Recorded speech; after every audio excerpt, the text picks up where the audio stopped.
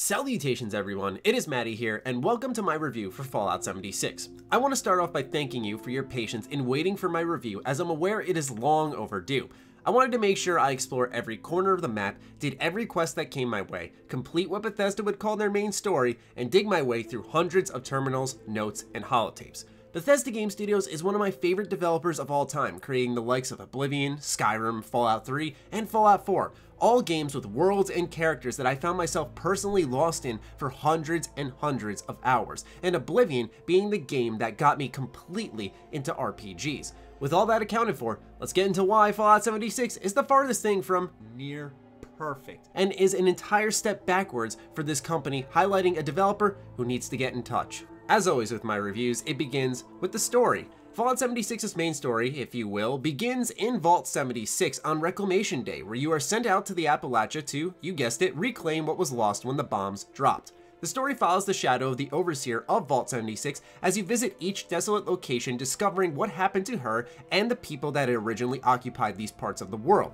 As you arrive in certain story-focused locations, you will find holotapes inside overseer caches that attempt to fill in some of the blanks and give you, the player, the opportunity to pick up where they had left off. This can be tackled in any order the player desires, so it doesn't force BGS to reserve certain areas for story and others for exploration, but rather allows the entire map to be open for us to explore. 76's first major error is how it chooses to deliver the story to the players via these holotapes, terminals, and notes, alongside the removal of human NPCs, which is punctuated by this design decision. As a diehard Fallout fan, I think I speak for all of us when I say we stand the biggest chance of anyone to take something of substance away from this universe that Bethesda is trying to build here. However, I would be a liar if I said I didn't encounter any interesting nuggets along the way, such as the connection between the Bolton Green Raiders and Wendigo Cave, alongside a Chinese surveillance base being tucked away underneath Mama Dulce's. However, these moments are few and far between, and what I'm left with is downright boring, uninspired audio logs that never left me thinking, man, I wish they were alive so I could interact with them.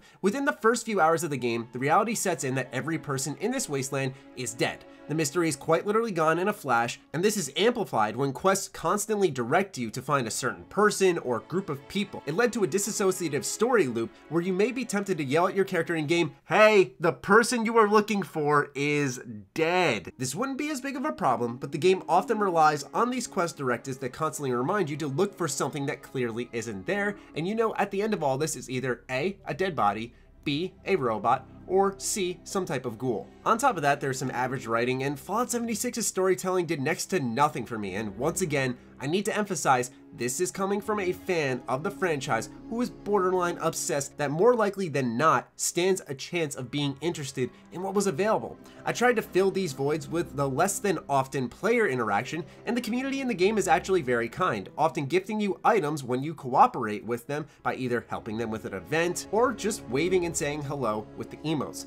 Now, Bethesda never really picks a side on if they want to go full-on multiplayer or cater more to their single-player audience. In turn, you feel like a bunch of separate people in the same world doing your own thing rather than all striving towards a goal and cooperating together. It's not like a typical MMO, for example, where if you see an event going on, everyone kind of aggregates to one area. Most times, folks just continue on with their current objective, and so, like I said, it leaves you in that feeling of all of us being in the same world but doing nothing together. This is a repercussion that echoes more on the gameplay side of things. It does loneliness in the least effective way possible for a series that often benefits from those emotions. The world itself lacks a soul, and when 95% of the quests boil down to killathons or tracking someone using distress beacons on your radio, it became repetitive. It's uninspired busy work that in turn left me questioning how passionate Bethesda Game Studios really was about making another Fallout game. Often the issues with these games stem from bugs, glitches, and performance, which I will get to in a little bit, so hold on. But what I want to emphasize is that a lot that is wrong with this game is at its core mechanics. Poor design decisions mar the entire game, where arduous storytelling is something that just cannot be patched down the line. I know after Far Harbor, Bethesda Game Studios is more than capable of creating a choice and consequence environment where there are interesting factions and characters to care about. It's just that they can't get that pattern down consistently. Now, with all that storytelling out of the way, let's shift over to the gameplay. Fallout 76 is obviously not your run-of-the-mill Fallout game. It was designed to be a Fallout-themed looter shooter, and that was completely obvious to me before the game launched. We've seen the rise in games including Destiny, Anthem, and The Division. While I can't speak for Anthem as I've never played it, Destiny and The Division have relatively tight gameplay that can appeal to some fans. Even the shooting, which we saw improved in Fallout 4 and then carried on over to Fallout 76, is noticeably clunkier this time around. Fully automatic guns tear down your frames, at least on console. Hunting rifles, which are firearms that you'll be using often in the early game, handle like a slug, and due to the online nature, some of the satisfying gore and physics when obliterating enemies are gone. You're left with a combat system that leaves a lot to be desired when you also couple that with bullets or melee attacks often not registering, and AI that either T-poses or doesn't threaten you in the slightest. The exploration from area to area is a strength in this title, as it usually is in Bethesda Game Studios fashion. One map marker or another will have a tug of war for your attention constantly. Frequently, the area would be populated by ghouls, scorched, or super mutant to kill, and there are also legendary enemies still here from Fallout 4, alongside the newly included boss enemies, which drop the best loot. I found myself cycling out weapons frequently and enjoyed the variety that was there as a melee build. Now, this is just my preference, so take it as you will, but procedural generation and I just don't get along too well. All of 76's loot is procedurally generated, which is only punctuated by the loading symbol contained inside the inventory menu.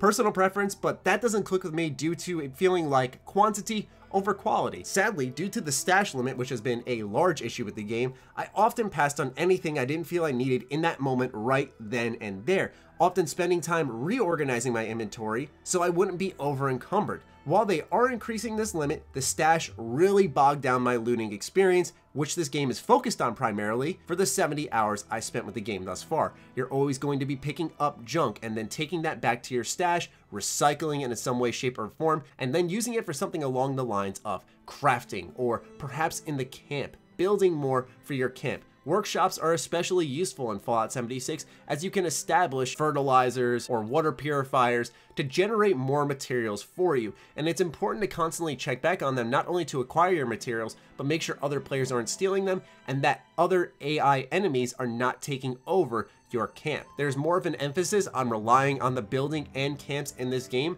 but this loop is absolutely not for everybody, and after Fallout 4, I had my fair share of building and recycling junk that I had picked up. It just doesn't click with me as much. The one truly positive redeeming quality about Fallout 76's gameplay is the perk card system. It fits the game well, and unlike Fallout 4, which actually wanted to be an RPG, builds matter to a degree. Special points can be allocated to any of the stats each time you level up until level 50. You also pick a perk card that best tailors to your playstyle and can filter it underneath that specific stat. So let's say you have 9 strength, you can slot 9 points worth of perk cards underneath your strength. Furthermore, Charisma allows your benevolent teammates to aid you with buffs by sharing perk cards. For every 3 points you have in Charisma, you can share a perk card rank. So that means at 3 Charisma, you can share a rank 1 perk card. At 6 Charisma, you can share a rank 2 perk card, and so on. This enables a degree of team play where you and your friends can address the holes in one another's builds, which I personally liked. This, however, is but a temporary pleasure in Fallout 76, because after you hit level 50, you can earn perk cards each time you level up, meaning that you can stash perks for any and all situations, leading to your character entering a deity-like state, which once again is a big issue with BGS games. I would have loved it, especially in 76, where you can have teammates to rely on to have all of us have these specific builds and focuses for our character. And it's not like all of the focus is lost on your character, but it dilutes what you have spent the entire game building, because now you're just constantly getting perk cards over and over and over, and it lessens the impact of those choices you're making in the early game. Now here's the part that a lot of people are likely looking forward to. Let's cover the myriad of technical issues plaguing this title. I'll put it this way, okay? If you purchase Fallout 76, you are buying into a test platform for Bethesda. It was painfully crystal clear with the beta that this title was hardly tested before being revealed to the public. Every bug, glitch, performance dip, and giant patch is all a part of their repugnant way of deciphering creating a multiplayer experience. There are bugs from Fallout 4 still in this game. I had a holotape bug where I put it into a terminal and it wouldn't register. Now, how did I solve this? I went to the forums for Fallout 4. It says load the system access tape into the SIG int system terminal. Load holotape. I scroll all the way through all this shit to system access tape. Click on it. Nothing happened. That's a joke, especially when bugs like these were eradicated by a plethora of mod authors. The fact that Bethesda couldn't even do something as painless as that showcases this game is in many ways a tactless, recycled, flippant treatment of the franchise it is tied to. You'll stumble upon the standard poor draw distance and textures failing to load. What the fuck? If I look in that direction, my frame's completely... Wow. The comical aspect of all of this lack of fixing what is wrong with Fallout 4 plummets any belief I have in Fallout 76 being a functional game at any point in its lifespan. Even if they do, there are core design decisions once again made with how the game is structured that make it in many ways a droll. There are two aspects to the endgame I also want to dive into: Scorch Beasts and nukes. Scorch Beasts are the ever-looming threat patrolling the skies and seeking out its next victim. I was thrilled to be in the mid-40s and know I could take one of these on. To my displeasure, their sonar-based attacks took my frames down to the 10s, where I frequently swung my weapon like a lunatic, hoping that I would make some type of contact.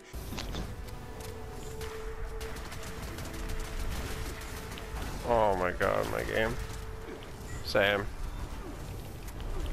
We're gonna kill one right now, and that's probably it. Okay. Come on. I'm gonna try and fast forward. Okay, that's one. That's as a melee build. Trying to aim during these frantic moments is utterly pointless. You may as well just let the Scorch Beast finish its attack and then wait a little bit for your game to catch up, counter afterwards. While this was bad, I personally found the nuke process to be possibly worse. The nuke process in Fallout goes like this. Spend a lot of time shooting down a cargo bot circling an area, loot the nuclear keycard, collect code pieces randomly scattered throughout the map, decipher them, and then it's time for the silo. Once you're in there, it's horde mode time, baby. Hundreds of robots will come your way, and don't forget our friendly neighborhood machine gun turret that'll be sure to drag your performance down amidst all of the chaos. After that, destroy the mainframe by tapping X on a bunch of little boards on a computer, then repair them in the room after. Yes, really. Finally, you did it. Well done. You're in the launch room. Only one more horde of robots stands between you and your nuke. Upon clearing the room, I inserted my nuclear keycard and then went to tap in the code to load my nuke. I made an error putting it in.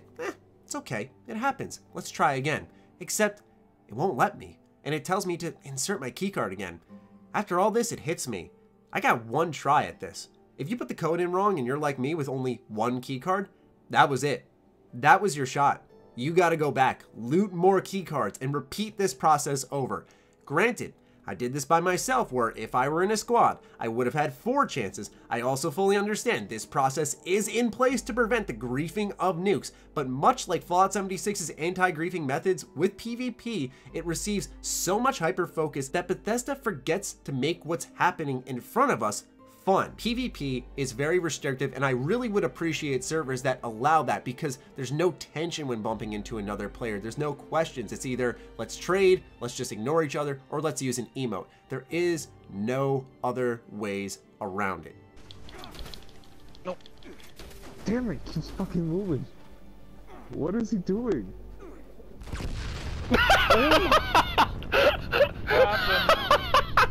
Oh my god. I called it an airstrike on Salt. When this whole nuclear situation happened to me, I wasn't angry at the system, but disheartened to want to repeat that process over. Nothing about it was fun. It was all a grind. Now, luck was on my side as I was able to experience nukes in a server, and let's just drop the professionalism for a second. It was batshit insane, okay? Scorched swarmed from all over. A level 95 Scorch Beast soared in from above, and we established the camp with turrets, trying our hardest to take it down. In a higher frame rate situation, I could actually see this being some type of fun. It is just a damn shame that to get the nuke to touch down is such a tedious process that even after all of that work my first time, I did not see an appeal in coming back and wanting to try that again. Lastly, as always, is sound. Sound is the strongest part of Fallout 76's package. The ambient soundtrack begs for you to turn off the radio and get fully immersed in Einon Zur's score. He did a fantastic job bringing atmosphere to the Appalachia through his rustic tunes that really deliver on a Fallout feel. The classical radio is often slept on, and this is the strongest rendition of that in a Fallout game. Yet again, it competes for those 50 songs that most of us like to sing along to during our expeditions. There were some pieces that were so epic of a nature, they actually managed to elevate big battles for me. However, a Fallout experience would not be complete nowadays without bringing back classics like I Don't Want to Set the World on Fire or Dear Hearts and Gentle People, along with newcomers like Fats Waller and Ernie Ford. Overall, this soundtrack vibes with me well in a positive manner, and I had zero issues with it across the board. Some holotapes actually had some pretty good voice acting, but as I mentioned earlier, it was more so the writing that drags those down. The tapes focused on the cryptids crawling about West Virginia like an old school radio show. There's something I'd like to see more of. Weapon sound effects had a good kick to them and felt powerful despite my gripes with how they handled. You can clearly see because audio is such a big part of the Fallout 76 experience that it received a good deal of attention, and I do commend Bethesda for a job well done here in this department. But now, lastly, it is time for my verdict on Fallout 76. Please, do not buy this game.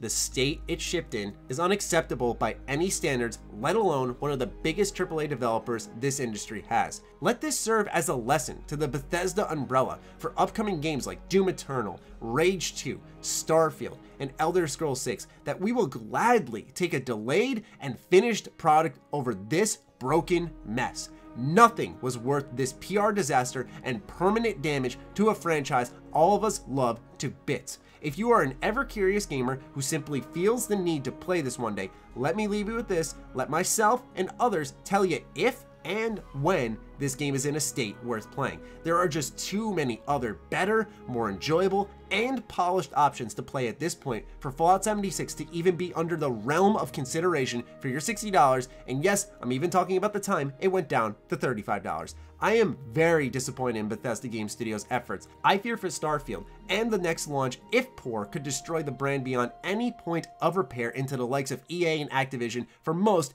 if not already done by the launch of Fallout 76. For future reference, I'll continue to cover this game as it updates and the situation develops as a channel with a focus on RPG and also Bethesda news. But right now, ladies and gentlemen, turn your head the other way, ignore Fallout 76, and go play something else. There are so many other ways I could recommend for you to spend your money. That'll do it for me. I hope you guys enjoyed my review, and I hope it was worth the wait. I'd love to hear from all of you in the comments down below. Do fire away, ladies and gentlemen. Other than that, be sure to follow me on Twitter, like me on Facebook. Those links are in the description down below, along with my Patreon. Do consider supporting that as it fuels all the content I create here. Stay sexy, stay active. I love you all. Peace.